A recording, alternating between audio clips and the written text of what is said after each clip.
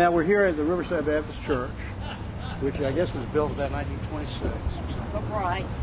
And when did you start coming to the Riverside Baptist Church? Well, when we married in 1954. So, this is now this building here, when was that at? in the 60s. This was the educational building. And then they made the archways to join the sanctuary. Okay.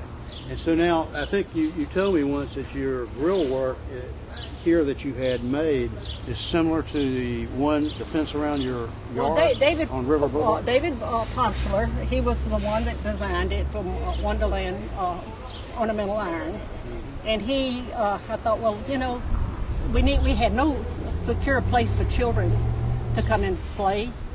And I thought, well, it would do two things. It would create a secure spot for the church. And also it would prevent people breaking in the window that they were always coming in from this side too. So then you decided you would apply your green thumb to the land. Well, once you got the grill work in there, I felt secure to come up here late in the afternoon and lock myself in, and I could garden.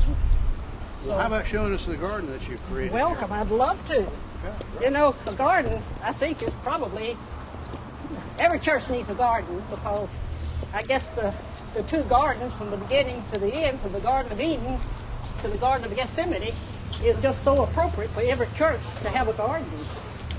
And you can also see the archway from this angle too. Step this way, you can see the design and the shadows and the way the arches are. But it has a design all of its own, all times of the day, from the way the sun comes in and the lightness and the darkness. And then I was able to find these wrought iron benches so that there would not be a long walk without a place to sit as they would come out of the educational building into the sanctuary. So this is the garden. What kind of plant is this? Now this is the Oakleaf Hydrangea that Dr. Deacle Taylor, gave me a cutting of when I started the garden. His family home was in Mandarin, and he had a native plant nursery there in the land on his home place. Now this is the regular hydrangea, which is a French hydrangea. It will be pink and blue a little bit later on. The oak leaf usually blooms around Easter time. So a gardener always has to work with elements, whether it's nature or human beings or animals. It's just something that you have to contend with. So this side is the side that gets more shade than other sides. So you plant plants that will do better in the shade. And hydra means water, so it needs water. But we don't have any irrigation system in here. And I was late getting some of my plants in because of all the freezes, so we haven't got them well established. Planted 75 ilex.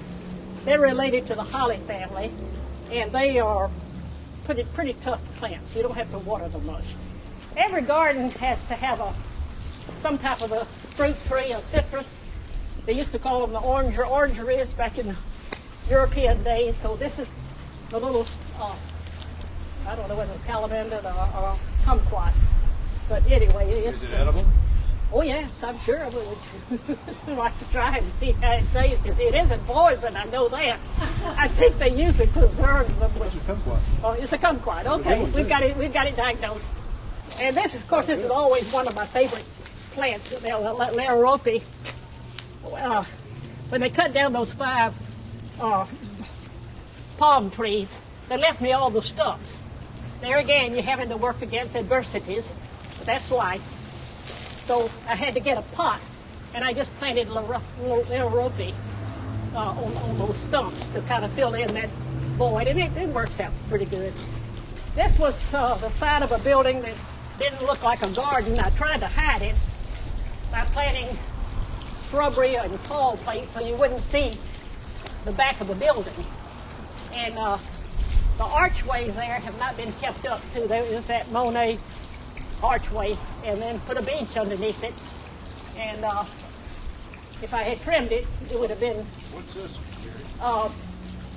In that Confederate jasmine.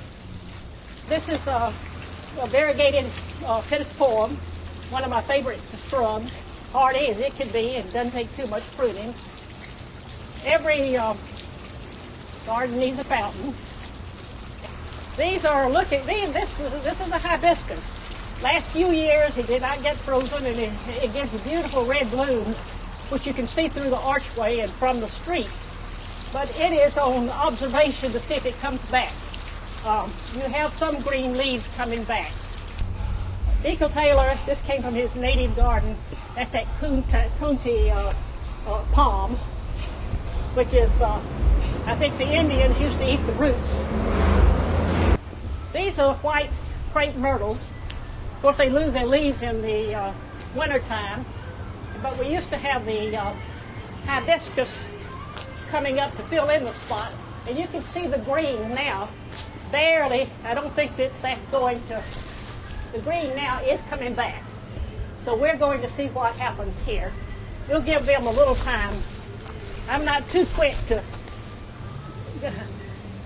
give the death notice on a plant. Give it enough time, and usually you'll see green coming out from the ground. And this is rosemary, but it gets out of hand and comes out into the sidewalk frequently.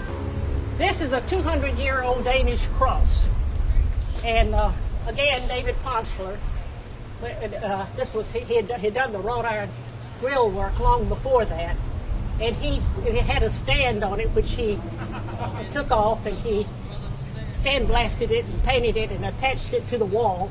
These mandinas, or heavenly bamboo, as some people call them, have been here for many, many years. And I did not do anything with those except maybe redistribute them a little bit. They were here. But this had dead trees in here. One big dead dogwood.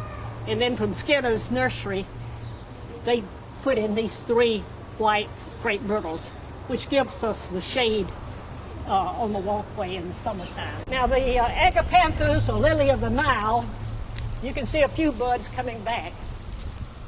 C.D. McDaniel was a member of our church for many years, and I can remember coming up, and he would be up here working almost every day. And this came out of his garden, all of the blue agapanthus in the back. And we do have, someone had put a marker by the fountain, to commemorate C.D. McDaniel's Memorial Garden. So I do think of him often when I come up here. And this is a knockout rose, and you don't have to spray or deadhead, but I keep my scissors in my pocket all the time. What is deadhead? Deadheading is like discipline pruning. And I deadhead everything. And if you keep pruning the dead blooms off of most anything, you'll get a much longer bloom out of them. Is this rose named for anybody? Oh yes, this is a memorial garden. And so I had 2 good friends that lost their husbands. And so I just told Jeanette Kopic when her husband John died, and then James Sasser told Ida, and then Wilbur Forschler. They were all members of our church and very, very active. So this is Wilbur, and this is James, and that's John. So I like to, when I plant a plant for somebody, and usually I have always made a contribution to the memorial garden when anyone in the church passes away or members of their family.